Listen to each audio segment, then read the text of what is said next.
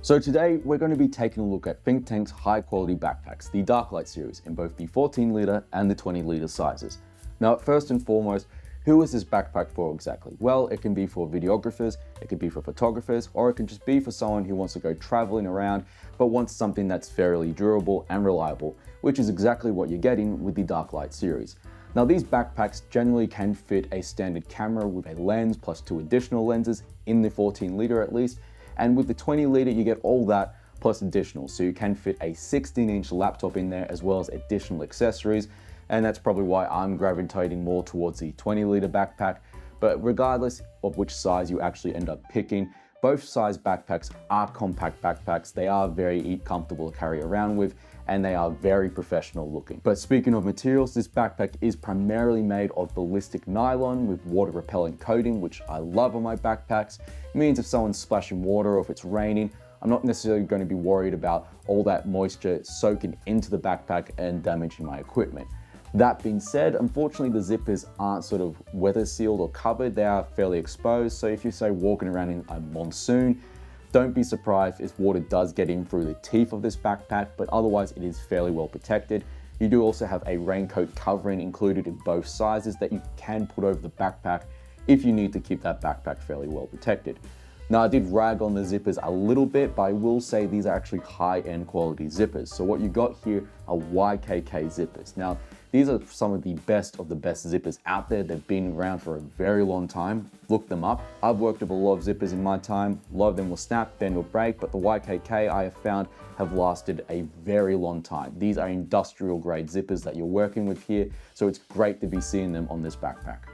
I will also say that this backpack is actually covered with paneling all around. So you have paneling on the left, the right, the top, the bottom, which means this backpack actually maintains a very good posture. I mean, as you can see here, it's just sitting upright on the table. I've got nothing keeping it upright. It's just doing that on its own.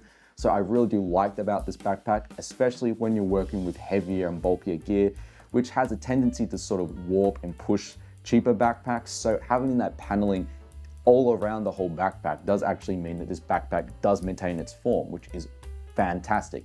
Also means if I'm walking around with this backpack, my posture isn't getting ruined by it because it does, insist upon its form no matter what you've got inside it. On the back shoulder straps here, you do have an air mesh fortunately, and you do have an air mesh on the back of the backpack as well. And what's great about air mesh obviously is, it means you have breathability in these segments where it's most pressed up against your body. So you're not going to be sweating as much with this backpack thanks to that air mesh. And I do like on the back paneling here, you do have like sort of moat down the back here, which means that, air can still travel even more easily through your back. So you do have that breathability on your back. You do have air mesh on the waist strap for the 20 litre, but you don't have the air mesh on the waist strap for the 14 litre. And while we're talking about the waist straps, these are fairly straightforward waist straps. They're nylon, so nothing too fancy, nothing too bulky. They're not really impressive waist straps. They do what they need to do, but if you do need something that's a bit more interesting or customizable, or maybe just something with more air mesh to it, you fortunately can detach these waist straps and attach something that you find more preferable. They give you good posture, they give you good breathability. This is a very practical backpack, especially if you are traveling around with some reasonably heavy gear. Now in terms of externals, the most distinct external on this backpack is going to be the mole paneling. So the mole paneling is basically this rubberized front on the backpack here with a series of threads through it. And what's special about these is you can basically attach additional Thinktank products to the front of this backpack, which is going to be great if, say, you want to, upgrade your kit or expand your kit and you don't necessarily want to buy an entirely new backpack to do it. On the sides here, you do also have straps to strap in sort of lightweight tripods or sticks or whatever sort of additional accessories that are lengthwise that need to be attached.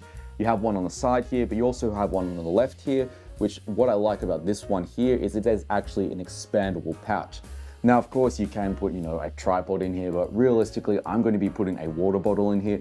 And it's good that Darklight has a bigger pouch that can be expanded, as let's be honest, most of us aren't going to be putting a small water bottle in the side here. We're probably going to have something that's fairly large to keep us hydrated throughout the day. Now, in terms of luggage, you do actually have a pass-through handle on the back of this backpack here, which means you can have the handle on your luggage pass through the back pass-through handle and have your backpack very easily stay attached to your travel equipment. And this pass-through handle here it isn't a elastic or rubberized handle, it is a ballistic nylon with very firm stitch into it. Now in terms of pockets, this isn't a case of a backpack where there's pockets within pockets within pockets. There's no sort of secret compartments. It's a very straightforward backpack as far as pockets are concerned. You do have a little top pocket here at the top where you can put cards, and you do have a smaller pouch inside the front pouch here, but again, nothing too crazy. You just have your front pouch as well as the internals inside with the Velcro paneling. So the front pouch here isn't very expansive. I can fit maybe an iPad and a relatively thick book inside there, but I do honestly prefer that for my front pouch. I don't like saying that can expand too much, as I often do turn that into a bit of a garbage bag or a dumping ground. And honestly, if I do sort of want to expand it with specific stuff, I probably would get those additional accessories and attach them to the mold paneling on the front here, just to keep everything, you know, relatively segmented. Okay, so I figured I might as well show you how I would be packing this backpack as a videographer. Now, photographers are probably going to lean more towards the 14 liter, as it does enable you to carry your standard camera body with a lens and 2 additional lenses. The 20 liter, no surprise here, does obviously carry a lot more, and this is a standard sort of setup for me as a videographer. And as you can see, the internals are fairly straightforward for a backpack. So you've got obviously your Velcro paneling here, nothing too over the top or new, very standard, very much expected. And what I've got here first and foremost is my main camera, my hybrid camera. So this is a proxy of the camera I usually use, which is a R5 Mark II with a 24-70. That gives me the basic coverage, and it does just barely fit into the pack here. Definitely with other cameras, you are going to have an easier time fitting them. It's a tight fit, but it does still feel secure. It doesn't feel like this camera is actually stabbing out of the backpack. And of course, I do like to have external power for my videography cameras. So I've got this here, the SmallRig 155 battery, and I've got a side handle, which makes this camera much easier to hold, and a screw on top to actually attach the battery to it. And in this pocket here, while we're here, I do also have a lens cleaning kit, so you know, keeps my lens clean. I mean, that's pretty much straightforward there. I do have a card reader slash card storer, which is a PigTech card reader. Very fast, very durable, well protected, and it does fit nicely into the backpack here. Now, next up, I also do have my external mics, so I never leave my videography kit without it. These are my Wireless Pros. I also have an ND filter, because you know, if you're going to do outdoor photography, you always need a good ND filter. I've got an external hard drive here as well to basically back up all the footage I've got. And R5 Mark II does not have an internal fan. It does tend to overheat after an hour, so I have got myself an external fan, which I attach to the camera as well. Keeps it cool throughout the day, which matters to me at least.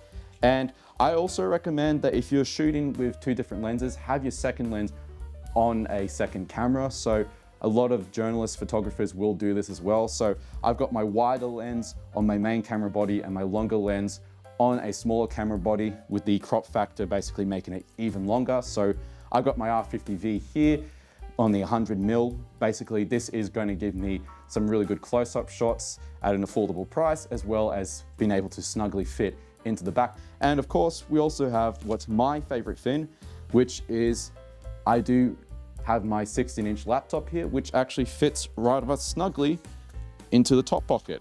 So this gives me a good amount of space. I can fit my entire kit in there. And yeah, it does seem like it's a bit crammed in, but as you can see, not a problem. It still manages to maintain its posture here, which is absolutely fantastic. So that pretty much means that, you know, I've got everything I need as a videographer. I can shoot, I can edit on the go. Is it a bit heavy? You bet it is. It's a little bit heavy, but not because of the backpack, because of all the equipment I put inside it. So if you're shooting with a lighter camera, you can be sure that you can attach your standard little additional accessories, have some external memory and power, some microphones, maybe even a second lens, and you know, any ancillary stuff to sort of work around the issues of your camera. And of course, your laptop. So all in all, the 20 liter does actually give you great coverage as a videographer, and as a photographer, especially if it's 20 liter, you just got so much more possibilities. You can fit more lenses and more different fins in there, as well as that extra memory and power. So I prefer the 20 liter as a videographer, but if you're a photographer, you can probably make do with the 14 liter, but that's just what I prefer.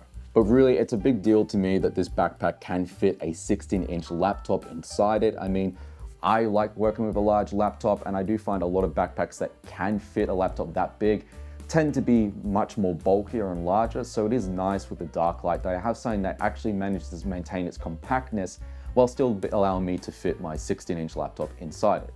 So that's a good sort of option to be having there. It's honestly one of the key reasons why I do gravitate more towards the Darklite 20 liter and why I like the backpack in general. Now, in terms of pricing on these backpacks, they definitely lean more towards the premium end of backpacks, but you're not exactly buying these backpacks for, to be seen with them or something like that.